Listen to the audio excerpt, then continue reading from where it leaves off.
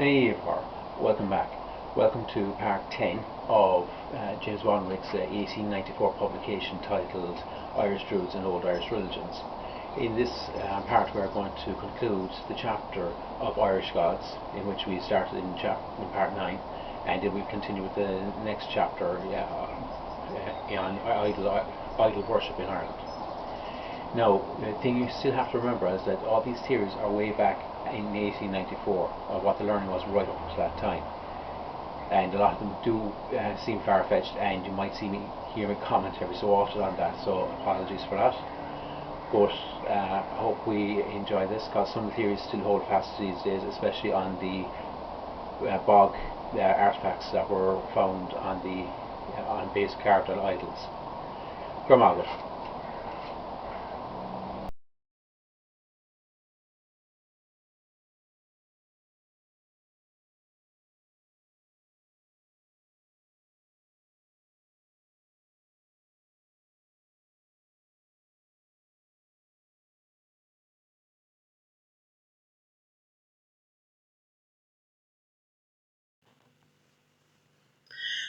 Our French author, who had much to report on solar gods, has the following remarks on which the lunar deity.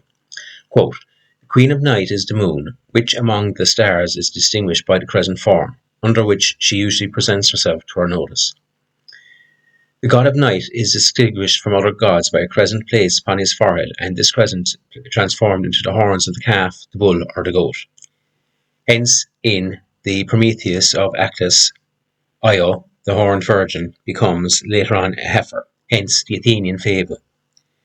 The conception of the Minotaur with the head of the bull, hence in Irish fable the conception of the Fomor with the goat's head. And upon the continent of Gaul, the numerous horned gods, which are now an ornament of the Salle of Saint-Germain Museum, for render to these gods of the dead the worship they exact, it is necessary to immolate to them human lives." Unquote. We are told that the Greek poets and painters gave distinct characteristics to God, as Pathan, Apollo, and Hercules, originally but the same. The ancient literature of Ireland lacks these well-defined contours. The dual idea of good and bad gods with good and bad tribes corresponds within the Dajan of India, who are both demons, and the hostile tribes preceding the Aryans in that peninsula. The Irish triad is produced by the habit of using three synonyms to express the same mythological thought. Lu, one of the two gods, is nursed by the queen of the fair bullocks, and is supposed to be introduced games, races, etc. His festival was August the 1st. It has been suggested that the festival on the same day in honour of Augustus was only a new form of a more ancient custom. Lu's mother was Etna, daughter of Balor, and his father was the god Dagda. Balor Balmulmuc, or Balor of the Strong Blows, was said to have been killed by his grandson. He carried off the cow of the three brothers, or the smiths of the Tua. Balor was killed by Lu. He is sometimes called the son of the bull-faced god. Lu, and he may be compared with Balafern and the Chimera. A doublet of Balor is seen in Tegnermas. Cuchulainn, the son of Lu, was a deified hero. His remarkable adventures formed the subject of many bardic songs. Labraid, of the swift hand on the sword, was then the king of Hades, the Irish Pluto. Being assisted against his foes by the mighty Cuchulainn, he presented the hero with his sister-in-law Fand for a wife, and she returned with the warrior from Hades. But Cuchulainn paid other visits to the world of spirits with a view of rescuing friends from Hades and returning to Erin. He had the deity Lu for his father and the goddess Dectere for his mother. As an Apollo, he was beardless, yet, when reborn, appeared with long hair, or golden rays. He released a maiden changed into a swan, being the goddess of dawn. Aine O'Kearney, translator of the Conaida story, found that the Irish hero was so beloved that the people would not, quote, swear an oath to either by sun, stars, or elements except by the head of Conaida, unquote. Nuada, the Welsh Nud, or Lud, must not be confounded with Net, god of war. He is declared by Rhys, quote, of non-Celtic race in both Britain and Ireland, for an old inscription in the county of Kerry gives the name without a case ending, and so marks as probability of non-Celtic word, unquote. In his Celtic Britons, the same writer notes another deity, speaking of, quote, the sea god Nodens, who was of sufficient importance during the Roman occupation to have a temple built for him at Lydney in the western side of the Severn, while the Irish formerly called the goddess of the Boyne his wife. Unquote. The feast of Gubnum, which assured immortality to Tua, consisted partly of beer, a more common drink than nectar or ambrosia, but which had a similar power of raising the consumer in his own estimation. Gubnu the smith was the brewer of this magical drink for the gods. Ohm, founder of Ohmic writing, was called the sun-faced. He was the son of Alada, whose name means poetic composition or knowledge. His brother Dinkect, the power of rapid power, was long the god of medicine. Ritua. The deities, when they desired to make themselves visible, appeared as birds. The Fomor gods were seen as crows or ravens. As Cronus was king of the world at the time of the Golden Age, so Bress, king of the Fomor, ruled even for a while over the Tua, who represent the Greek golden race. It is well to conclude with M. Jubenville that, quote, the gods of the Gauls, or Irish, like those of the Romans, are, to our eyes, a creation of the human mind, unquote. It may also be added that usually the gods rise from low types to higher. Still, Lubbock assures us that, quote, religion, as understood by the lower savage races, differ essentially from ours, nay, is not only different but even opposite, unquote. Some may be disposed to fancy the same of the more ignorant in Christian lands. In connection with Irish idolatry, the question of sacrifices to gods needs some consideration. We may assume that lower animals may have been so offered, as black sheep to Samhain in November, the first and firstlings to the god Crom. Whether the Irish ever had human sacrifices to be much debated. Such a practice we know existed in both civilized and uncivilized countries. It prevailed with worshippers of Baal, with American Indians, with Khans and other tribes of India, and etc. In Deuteronomy, we read, quote, their sons and their daughters have they burnt by the fire to their gods, unquote. The animal sacrifice may be but a survival of the human. Caesar was positive as to the Gauls and Britons doing so. Strabo, Plutarch, and others said the same. Augustus, Tiberius, and Claudius opposed the Druids on account of that cruelty. Yet the arch-Druid Mifer exclaimed, quote, they never wrought an atonement for sin by the sacrifice of bloody carcasses of any kind. Unquote. The writers heard the learned Welsh Druid affirm this in most earnest tones. He will not admit to degrading a practice for his Druids. Yet Nennius tells us how Vortigern, seeking to build a fort, was constantly annoyed by spirits running off with the stones, and how he was told by his Druids to get a fatherless boy, kill him, and sprinkle his blood upon the foundation of the building. Similar stories are mentioned in relation to Jericho, and even to the erection of even Christian ecclesiastical edifices. O'Curry affirms that there are, quote, no instance of human sacrifice at any time in Ireland, quote, unquote. There has been only one known text referred to the custom in Ireland, which occurs in the Dinchinkas. Both men and women were liable to be burnt to ashes for certain crimes, but not in worship. The Lives of Patrick do not mention such offering, though the book Leinster and Lucan's verses note their ancient service. Elton taught that some of the penalties of the ancient laws seem to have originated in an age when criminals were offered to the gods. Some old poem upon the fair of Talta, a pagan cemetery, has it. Quote, the three forbidden bloods, Patrick preached therein. Yoke oxen and slaying of milk cows, also by the burning of the firstborn. Unquote. There was, however, in Leitrim, a plain of shrieking, and Maaslacht was the place of the slaughter. In an article contributed to an antiquarian periodical in 1785 concerning the Irish mountain Slieve Croob, we find the following. Quote, on its summit still remains the vestiges of Druid worship, the rude altar and the sacred well, and that during the era of Druidical government their priests were not only judges but the executioners of those who were doomed to death either as delinquents or victims of sacrifice. I am inclined to suspect that it was anciently styled Slieve Croaf, crow signifying death and of the point of a weapon, and as a spot destined for human slaughter might bear the appellation of the mountains of final death. A stone hatchet, and undoubtedly a sacrificial one, belonged to the Druids, was dug up at the foot of the mountain a few years ago, and is in Lord Moira's possession. Unquote. To show how widespread was the custom of human sacrifice, we quote the list of nations adopting it, as given to the work Indo-Aryans by Rajendralal Mitra. This includes the Phoenicians, Carthaginians, Druids, Scythians, Greeks, Trojans, Romans, Cyclops, Lamai, Sequestrigons, Serans, Cretans, Cyprians, Assyrians, Egyptians, Jews, Aztecs, Khans, Toltecs, Tucascons, Sukas, Peruvians, Africans, Mongols, Dayaks, Chinese, Japanese, Ashantis, Yucatecans, Hindus, unquote. He adds, quote, the Persians were perhaps the only nation of ancient times that did not indulge in human sacrifice, unquote. If then O'Curry and other Irish writers object to such a charge being made against their rude forefathers, it must be allowed that the latter would have been in at least respectable and numerous company.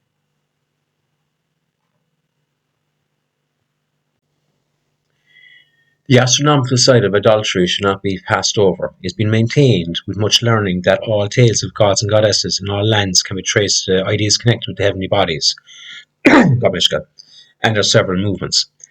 The writer's old colonial friend, Henry Melville, nearly half a century ago, reads Lampre's stories of the deities on astronomical lines. Upon the celestial atlas, he moved his cardboard Masonic tools, bringing the figures of various constellations together so as to explain this particular story. Later on, he discovered that a system of interpretation, as well as an infallible, which he called the laws of the Medes and Persians, as they were unalterable. Melville had no opportunity of explaining the stories of Irish bards upon his plan.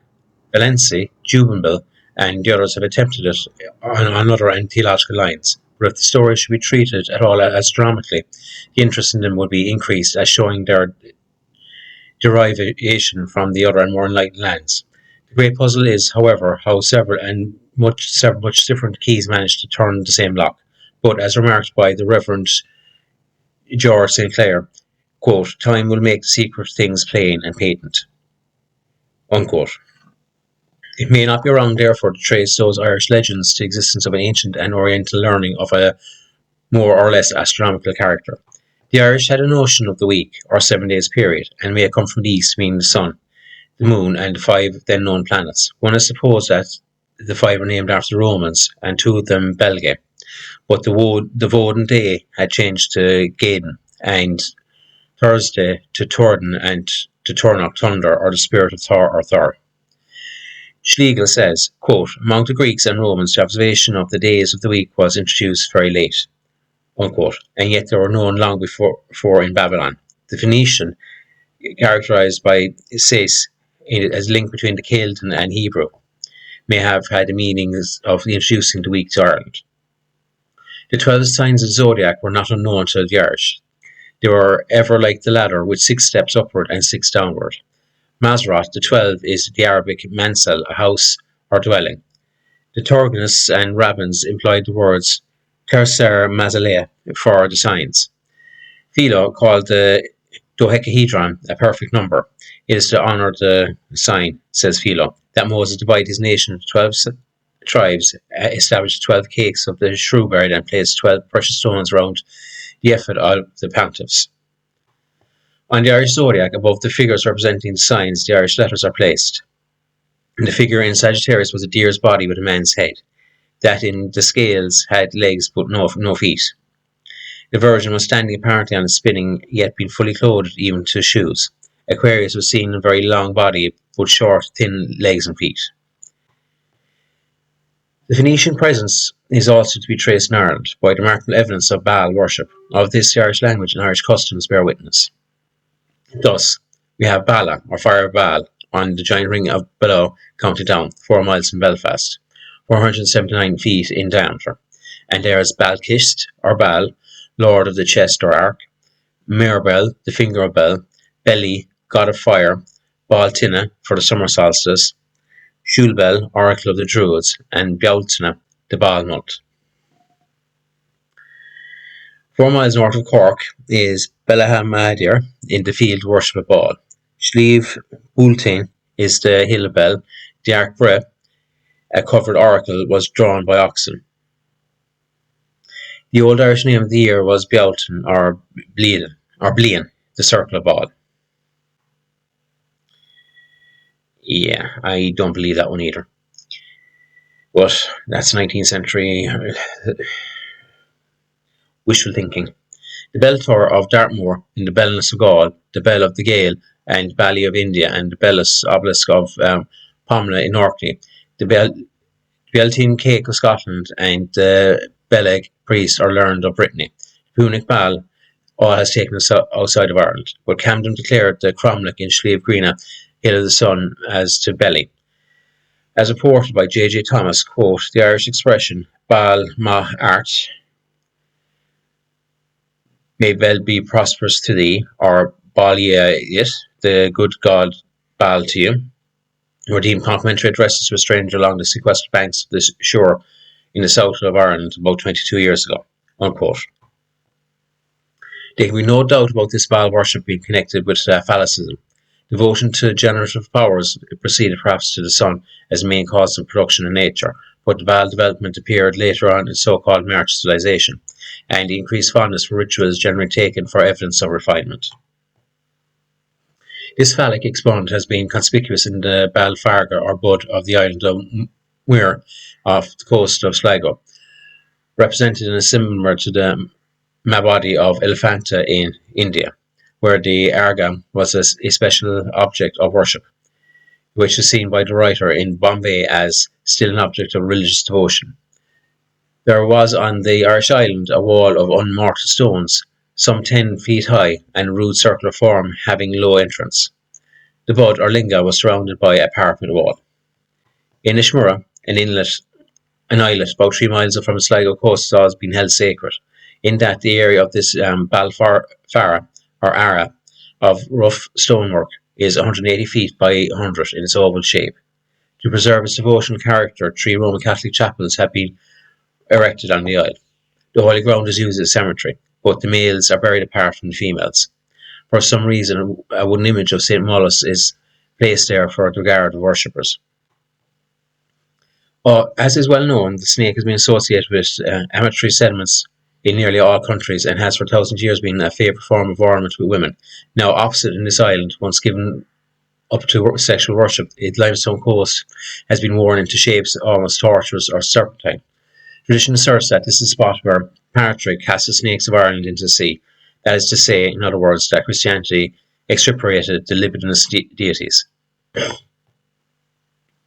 Irish literature knows the presence of 2 religious sects, once existing in the country, viz. Those who adored fire and those who adored water. The first were Balites, the second Lyrites. The sounds were of the one and swans of the other. O'Kearney, in his observations upon this peculiarity of the past, instantly shows the antiquity of faction fights in Ireland, saying, quote, it is probable that very violent connections were once carried out on the island by the partisans of the rival religions, who were accustomed to meet and decide their quarrels at the place set apart for battles. Unquote. In later and Christian times, when Ireland had multitude of independent bishops under no ecclesiastical supervision, disputes of more or less theological kind were said by the ancient historians to be settled by their followers in the same fashion. As the population of Ireland is perhaps the most mixed in racial descent of any of the world, it is not surprising that this island should exhibit a greater variety of religions, several of which have left their traces in the traditions and superstitions of out-of-the-way localities. That Buddhism should have been found a foothold here is not surprising, since Buddhist missionaries at the era had spread much over the Northern Hemisphere, though the reader may find this work under the heading of Round Towers, references to this oriental faith. Some other information may here be required. Whenever it came introduced, Buddhism, as it was taught in its early purity, was a distinct advance upon existing dogmas or belief. It was a vast improvement upon Baal worship, hero worship, or nature worship, as it carried with itself lofty ethical tone and the principle of universal brotherhood.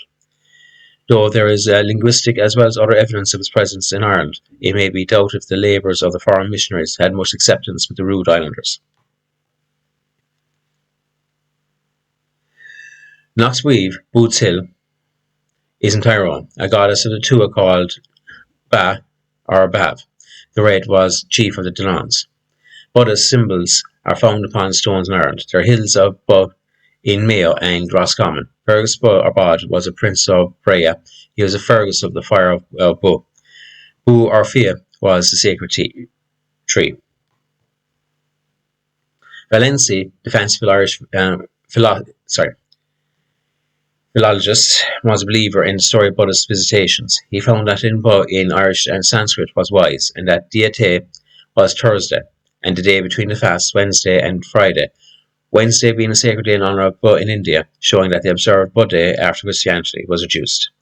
Lal Nulad Ish, or Lal Nulad Mir, December 24th, was sacred as Mithras the sun, to which he quotes Ezekiel. Eros Arnugal alluded to the crowing of Nargal, the cock of Aurora, who was sacrificed on December 25th in honour of the birth of Mithras the sun. He further shows that the Oneid lamentation for the dead was kept in Ireland on the eve of Law Samhain, the day of Samhain, the Pluto or Judge of Hell, November the 1st, as in several other heathen lands of antiquity. He sees a new reckoning in Mahar Iha, the eve before the Law Nulamir. The Savora, or festival of Sav, the sun, was held on the 1st, 18th, 15th, and 23rd of the month, as with the Sabbaths of the Persian Magi. He was not then aware that the Sabbath day of rest, was an old Chaldean word. He recognized Christmas Eve in Madranit, or Mother Night. Buddhism abolished chastity and sacrifices. The Tripitaka, or Bible, contains 592,000 verses. The last Buddhist council was held in 251 BC. Dr. Keneally observes in his Book of God, quote, the Irish hierarchic language was called Om, which is the same as Buddhist, and the Brahm Om, and the Majin and Mexican Ham, or a feeble name of God. The last, the Greek changed to OAM, Alpha Omega, or unquote. W. Anderson Smith in Livisiana reluctantly acknowledges, quote, we must accept the possibility of Buddhist race passing north from Ireland, unquote. Thus he and others must trace the relics of Buddhism in Scotland and Hebrides through Ireland. Truly, as Ferguson writes, quote, Buddhism in other shape or other, and under some name may be lost, did exist in Britain before the conversion of its inhabitants to Christianity, unquote. Han Lai, Chinese interpreter at San Francisco, who claims the discovery of America for his countrymen, that left written deposits of strange land, has this additional information. Quote, about 500 years before Christ, Buddhist priests repaired there and brought back the news that they had met with Buddhist idols and religious writings in the country already. Their descriptions, in many respects, resemble those of the Spaniards 1,000 years after, unquote. In the vaulted stone building at Knockmoy, County Galway, assumed by some to be a temple of the Tua, and next which sacred spot an abbey was subsequently erected, is a figure taken from Apollo, bound to a tree, pierced with arrows, yet slaying the python with his dart. The other three figures represent in their crowns and costume Eastern divinities, before whom another person is approaching. These have been conjectured to be the same three, Chankasm, Gonagon, and Kaspa, who obtained the perfect state of nirvana before the birth of Gautama, founder of Buddhism. The mythological figures to be seen at the Chapel of Cormac, the king and bishop of Cashel, are not less strange than a Christian edifice than the heathen Ara, witnessed in a banner in some English churches. They are, to say the least, in a novel situation. The lion of Cashel, with its tail over its back and head partly human, is confronted by a centaur shooting an arrow. The figure's helmet is said to be like that of an Irish warrior in the 10th century. Two mythological hares devouring foliage of the shamrock appear present in most striking character. Anna Willis has led to exclaim, quote, the supposed Cuthite remains at Cashel bear striking resemblance to the same of the Ninevite sculptures.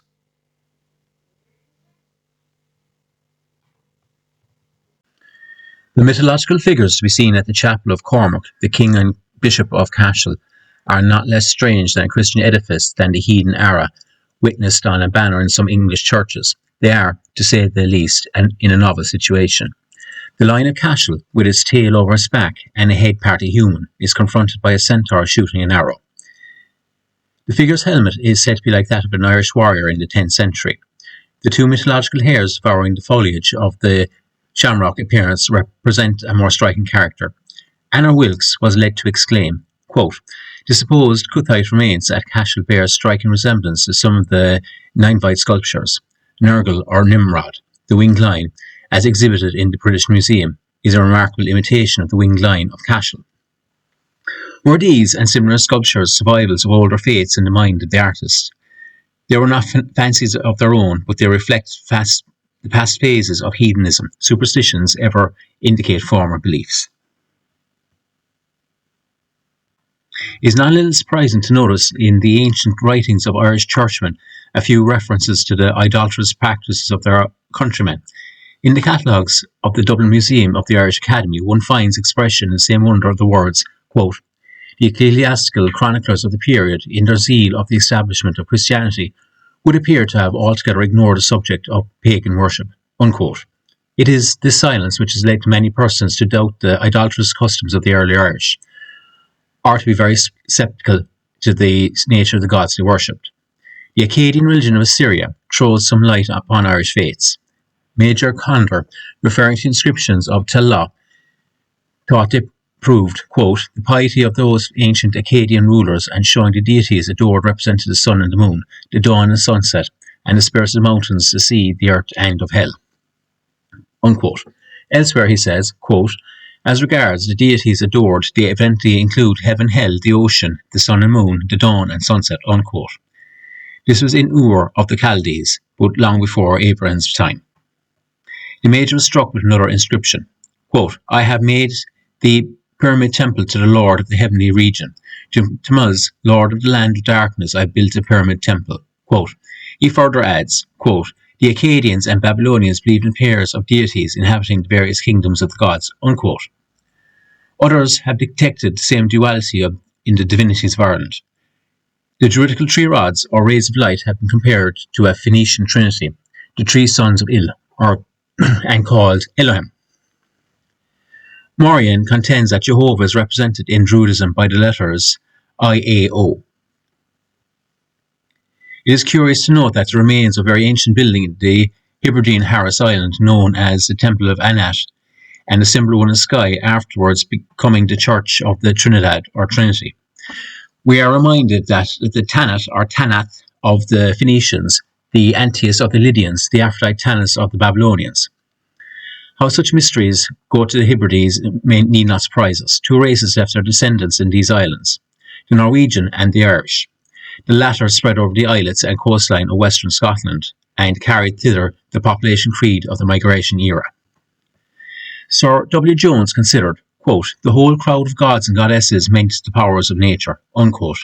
Adolphe Piet proceeds in the following lines, quote, "From primitive duality constituting the fundamental force of the universe, there arises a double progression of cosmical powers, which, after having crossed each other by mutual transition, at least proceed to blend in one supreme unity, as in their essential principles. Such, in a few words, is the distinctive character of the mythological doctrines of the ancient Irish." Unquote. As elsewhere mentioned, the Irish saints are traditionally mixed up with matters connected with former deities. Thus Ledwich, in his Antiquities of Ireland, is induced to exclaim, quote, "Very few of the saints who adorn our legends ever had existence, but are personifications of inanimate things and even passions or qualities." Unquote. Saint Tenu, or Mungo, patron saint of Glasgow, was but a metamorphosized divinity of the same race. He was born of a virgin and proof of her goddessship. His miraculous powers were like those of the Irish gods, being exerted over nature's laws. His rod was the Druidical hazel branch, which burst into flame upon his breathing upon it. Thus we see the River Shannon, once an object of worship remembered under the name of Saint Cenis, and the mountain Kevin of Glendalough, also at Dover, became Saint Kevin. The strange mixture of hedonism and scripture has struck many inquiries. Merrick's Druidical religion during the residence of the Romans points out a strange union in Britain. It was his opinion that, quote, "at the commencement of the 4th century, the Druids felt a common cause with the Roman priests in the extermination of Christianity." Unquote. Bergman detected the same influence in Snorri's Scandinavian fascination of Gulfi. He separated the two elements for us. Le Floch remarked on the mixture of, quote, "transferring the gods themselves and placing in the mouth of Odin an echo of the languages of Moses." Unquote. He might as well say, quote, "we are surprised to find the teaching of Genesis and the morals of the evangelists in a book of the Eddas." Unquote. Many may be equally surprised in the same in the manuscripts of Ireland. Quote, the Druids and bards of those far-reaching bardic times, says Mrs. Bryant, were practically heretics with respect to the more ancient forms of religious idea which linger without meaning in the Irish peasant's tenacious memory, or adhere to his habits by the same persistence of conservative instinct. Unquote. While the cultured Egyptians, Assyrians, Hindus, Jews, and Greeks bowed to other gods than the first cause, no Irishman need to be astonished at a similar weakness in his half-civilized ancestors. It might be that the moral infirmities of the former were greater than those in the men and women of old Éireann.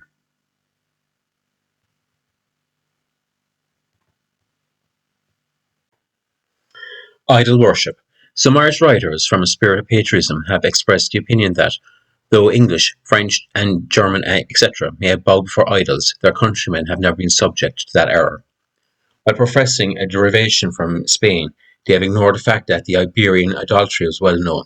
They equally ignored the testimony of Patrick and other missionaries in Éireann, the writings of Irish saints, and the evidence of objects which are substantial witnesses. Roman authors had no doubt the presence of idols among the Celtic inhabitants of Gaul. And any visitor to Hotel Cluny in Paris can soon satisfy himself as to the truth by a glance at the images stored in the Noble Museum of French History. Valenci said, quote, the Irish Druids were not idolaters, had no graven images, unquote. O'Kearney admits that, quote, the pure monotheism of the Druids had dwindled down to a vulgar polytheism previous to the date of the Fenian era, end quote. But O'Curry denies alike images, human sacrifices, and sun worship.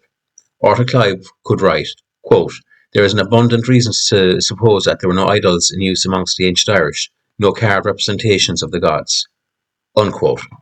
In the museum catalogue of the Irish Academy it is written, quote, the classical chroniclers of the period, in their zeal for the establishment of Christianity, would appear to have altogether ignored the subject of pagan worship, unquote. But Ennius distinctly records that when Patrick went to Cashel, quote, all the idols fell prostrate, unquote. In Patrick's confession we read, quote, whence it is that in Ireland those that never had the knowledge of a god but worshipped even filthy idols, unquote, etc. Petrie declares this was, quote, not unusual for Patrick to dedicate pagan monuments to the true God, unquote.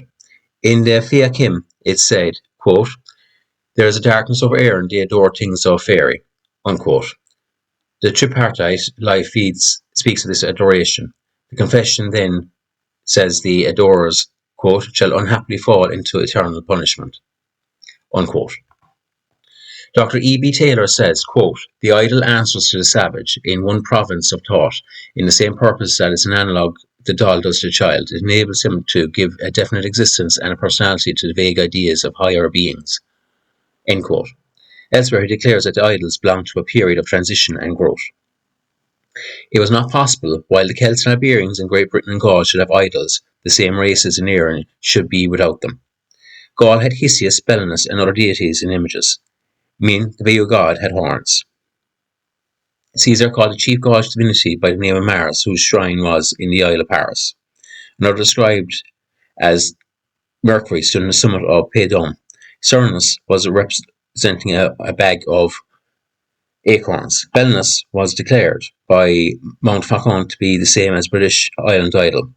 Lucan exclaimed, quote, Hisius with cruel altars, horrid god, unquote. But at Arles was found an idol with a serpent twined about its legs. Elsewhere it was a female in Gaul and with a serpent round its legs. Lucan left the following account of another, quote, the Gauls, said he, call Hercules in their country language Omus, and they represent the appearance of their god with a very unusual manner. With them he is a decrepit old man, bald before, his beard extremely grey, and are the fewer of the other hairs he has remaining. I was of opinion that all these things were perversely done in dishonour of the Grecian gods.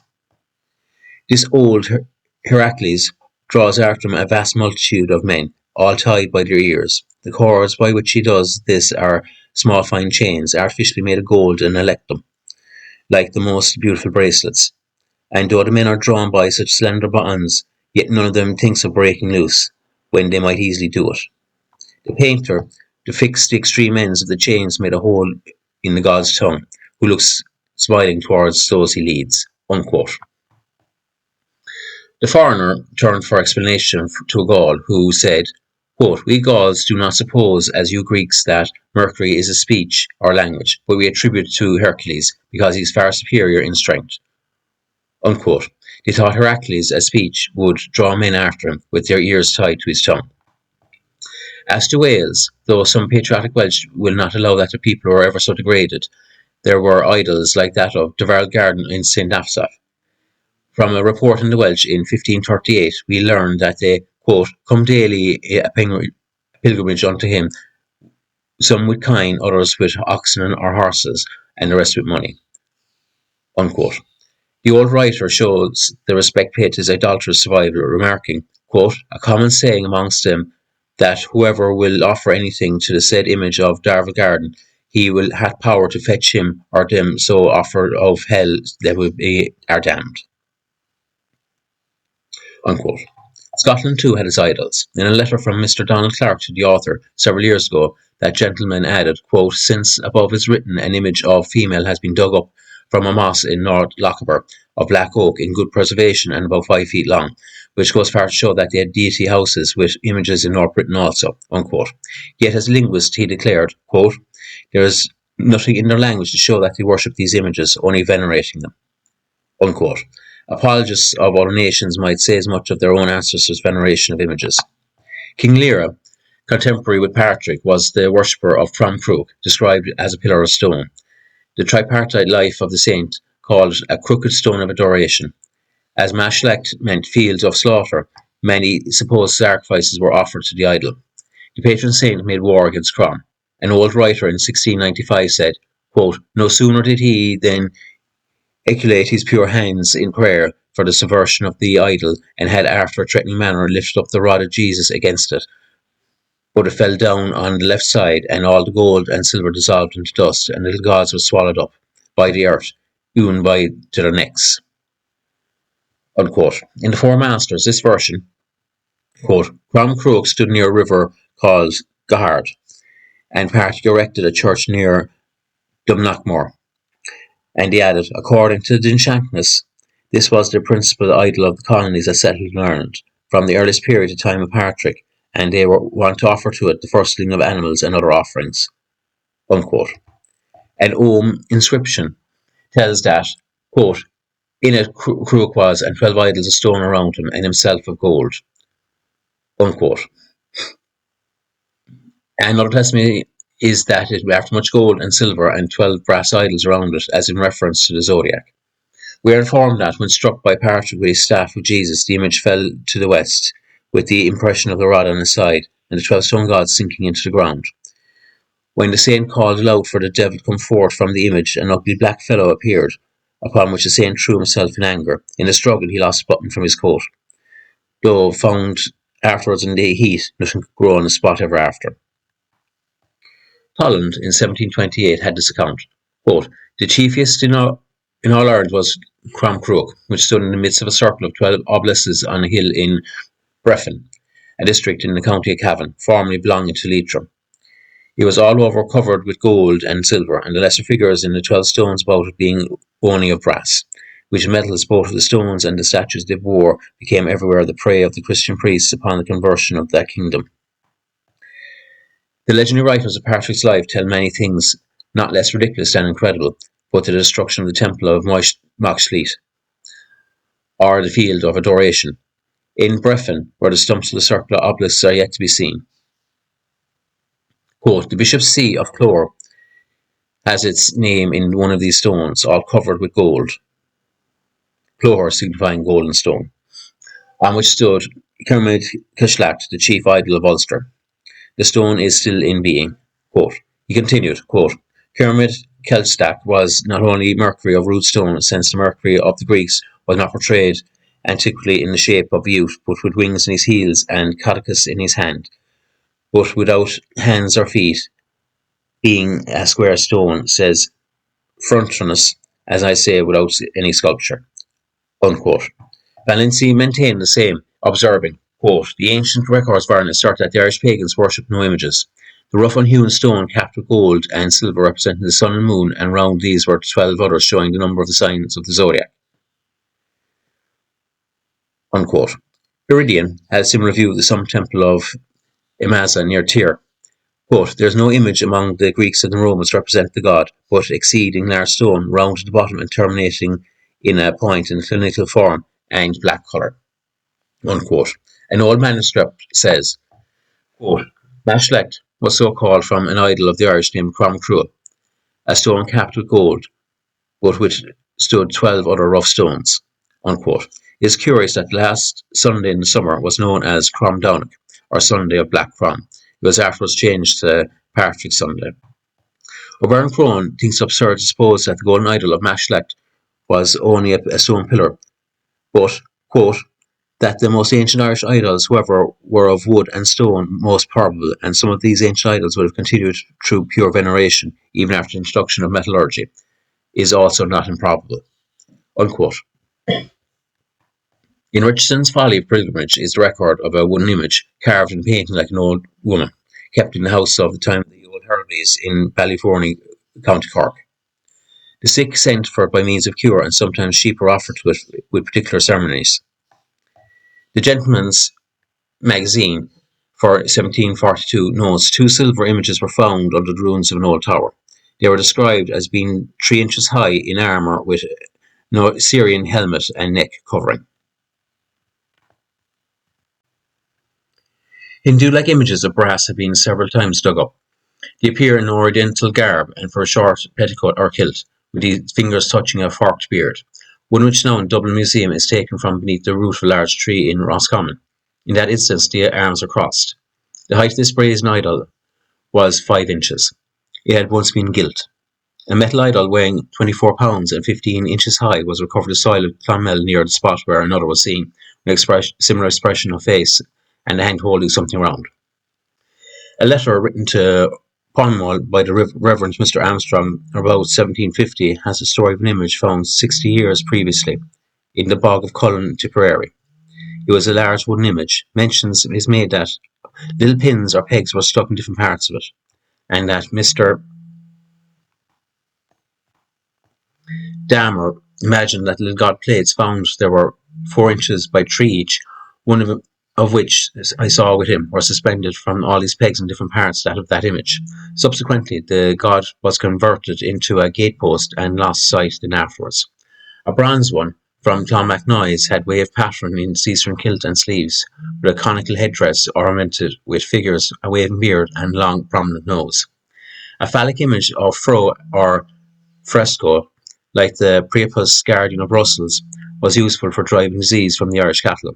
Feminine figures were employed down to quite modern times to remove evil, like that female deity found in December 1880 in the moss bed north of Lochaber, which was of black oak and 5 feet in height.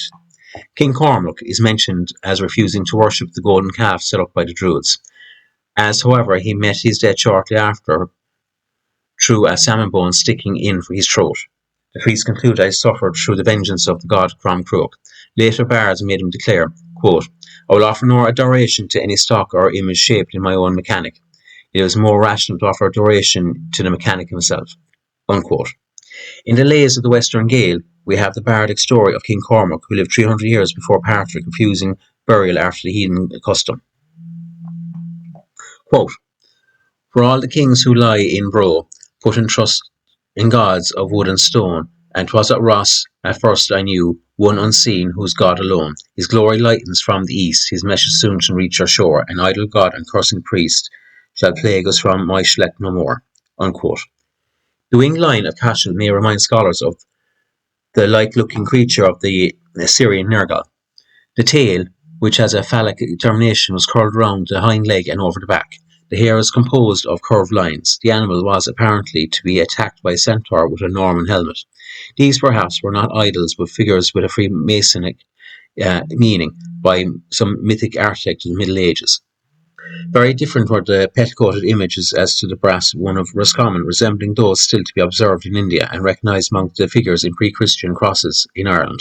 These bear evident traces of being brought to Erin by people from Mediterranean shores, and whose blood had yet mingled with that of the many varied races of the Western Ireland.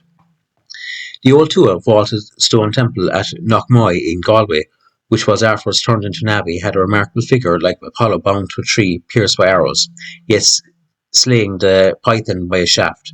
This was congenial to a land with strong serpent reminiscences. A curious bronze instrument extricated from the bog of Ballymoney Antrim was found to be in 3 parts and may have held liquor.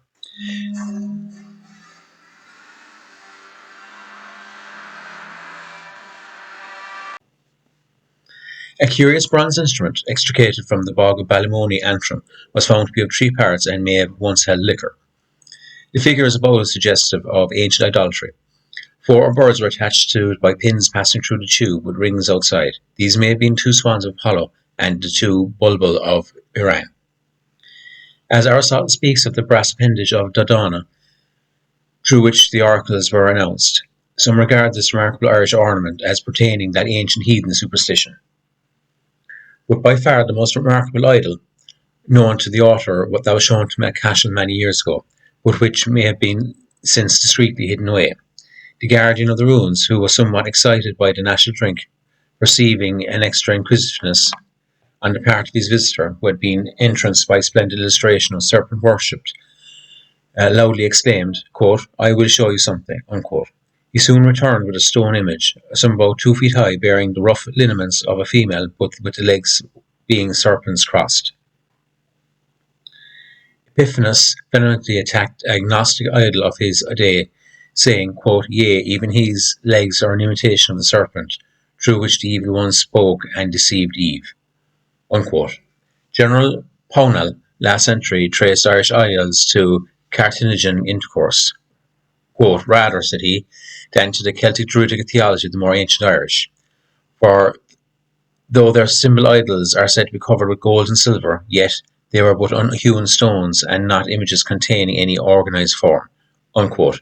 His accounts of those found in Tipperary Bog of Cullen was addressed to the Society of Antiquaries in 1774. Quote, "The fragment," said he, "which was said to be part of an image found at the same time was of black wood entirely covered and plated with thin gold, and seems to have been part of the breast, the tet or nipple, which have been radiated in hammered or chased work in lines radiating from a centre, as in usually the image of the sun, and round persephone are setting on the breast. There are radiation specific number with other linear ornaments. There is another fragment of the same kind in wood, which seems to be a fragment of an Ammonian horn. There are in it the golden studs or rivets, by which may be supposed to have been plated with gold. The first account I had of this image was that of a human form with a lion's face, but then it was indeed biform, but what sort not specified. I have since been informed that the image, whatever it was of size sufficient to make a gatepost," unquote. The lion's face is regarded as, quote, "the symbolic image of Mithras, as used by the Gedenti of Spain, for which I would refer to in the Saturnilla of Macrobius, when he quotes a historical passage to show that the Hercules of Gaditz and of the sun were one of the same numen, represented by biform figures with heads of lions radiating like the sun," unquote. As Pownall found the sword recovered from the same bog to be of Carthaginian work, he was deposed, as he says, to refer to the image, quote, "to this line of later theology rather than to Celtic Druid theology of the more ancient Irish," unquote. He means that of the Carthaginian colony of Spain, which he thought held commerce with Ireland. The idol might be that of the foreign visitors. Quote, "I feel persuaded," he added, "to refer the idol and the various vessels and instruments of religious ceremonies bound in the same part to the ritual of this later idolatry used in these particular settlements, but never in general to use amongst the people of Ireland at large," unquote. An image was found on Inishmurra, Sligo, called after St. Mollis, known as the Balfara, a phallic emblem. It has singular likeness to the phallic mahudi of the Isle of Elephanta. It is an erect stone in a sort of basin, with masculine and feminine emblems, and being like the mahoni enclosed by a wall. The symbol is still an object of worship in India. 2 root stones were discovered in Neil Park, Mayo. One had the appearance of a goat and the other of a lion, and there was the inscription of Déanafella, Jean Ronald held that the Gauls had no image of any sort. Henry Martin affirmed that, quote, no idols recovered upon a soil belonged to the age of independence, unquote, and that is before the Roman conquest. Herodotus bears testimony to that one ancient people free from idols. The Persians, he observed, to have none, quote, because, said he, they do not believe in the gods partake of our human nature, unquote. Before the day when terrapin dolls were known in the family tent of Jacob, men were accustomed to symbolized by images the attributes of the deity, and it is no great reflection upon Irish character that Aaron should have once have bowed to idols. We are told by the Wisdom of Solomon, 14th chapter, that, quote, graven images were worshipped by the commandment of kings, unquote. Freud reminds us that now, quote, in place of the old material idolatry, we erect a new idolatry of words and phrases, unquote. It might be added that many of the political, religious, and social sentiments of the day are bowed to as fetishes, in defiance alike of reason and common sense. There are more forms of idolatry than the old worship of Lac Crom. In kneeling to the image, the man had doubtless in his mind and heart the real God whom it but symbolized.